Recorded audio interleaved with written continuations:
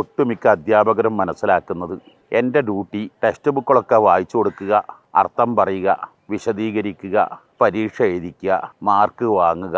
എന്നാൽ 100% മാർക്ക് കിട്ടിയാൽ ഞാൻ 100% സാറ്റിസ്ഫൈഡാണ്.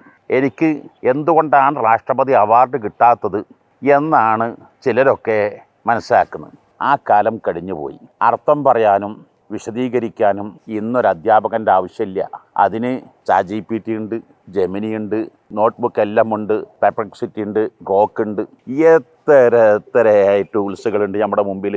അത് അധ്യാപകൻ പറഞ്ഞ വിശദീകരണത്തേക്കാൾ കൂടുതൽ വിശദീകരണം ChatGPTയിലും ടൂൾസുകളൊക്കെ കാണാൻ കഴിയും. ഒരധ്യാപകൻ്റെ രക്ഷിതാവിൻ്റെ പ്രഥമവും പ്രധാനവുമായ ഡ്യൂട്ടി മെൻറ്ററിങ് ആണ്. കുട്ടിയിൽ എത്രമാത്രം ജീവിതം സംസ്കരിച്ചെടുക്കാൻ കഴിയുന്നു, കുട്ടി എത്രമാത്രം ഉത്തരവാദിത്ത ബോധം, പരസ്പര സ്നേഹം, ഒത്തൊരുമ, കൂട്ടായ്മ, ധാർമ്മിക ബോധം, മൊറാലിറ്റി, സ്പിരിച്വാലിറ്റി, ആ കുട്ടി അച്ഛനമ്മമാരോട്, ഉമ്മമാരോട്, കൂട്ടുകുടുംബത്തോട്, സമൂഹത്തോട്, സമുദായത്തോട്, രാജ്യത്തോട് കടപ്പാടുകൾ നിറവേറ്റുന്നു. അവൻ്റെ ജീവിതത്തിലെ പ്ലാനിങ്ങുകളും അവൻ്റെ ടൈം മാനേജ്മെൻറ്റും പഞ്ച്വാലിറ്റിയും അവൻ്റെ ജീവിതത്തിൽ അത് രൂപാന്തരപ്പെടുത്തി കൊടുക്കാൻ ഒരു റോബർട്ടിനും കഴിയില്ല. പരീക്ഷയൊക്കെ നടത്താൻ ഇനി കുറേയും കൂടെ കാലം കഴിഞ്ഞാൽ റോബർട്ട് നടത്തിക്കോളും. അതിൽ റിവാലുവേഷൻ റോബർട്ട് വളരെ സജീവമായി നടത്തിക്കോളും.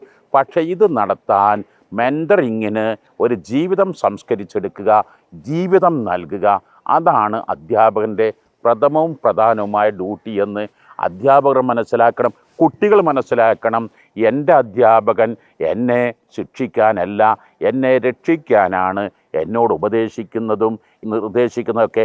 ഡോക്ടർ പലപ്പോഴും രോഗിയെ ഇഞ്ചക്ഷൻ ചെയ്യാറുണ്ട്, ഓപ്പറേഷൻ ചെയ്യാറുണ്ട്. രോഗി എങ്ങാനും വിഘടിച്ചു നിന്നാൽ രോഗം മാറൂല, മൂർച്ഛിക്കുകയായിരിക്കും ചെയ്യുക എന്ന പോലെ അധ്യാപകൻ്റെ നിർദ്ദേശങ്ങളും ശാസനകളും ഗൗരവത്തിലുള്ള പറച്ചിലെല്ലാം എൻ്റെ നന്മക്കാണെന്ന് കരുതി കുട്ടിയും വിദ്യാർത്ഥിയും മനസ്സിലാക്കാൻ തയ്യാറായാൽ നമ്മുടെ ഒരു പുതുതലമുറയുടെ കൾച്ചർ മാറി നല്ലൊരവസ്ഥയിൽ നമുക്ക് വരുത്തി തീർക്കാൻ കഴിയും.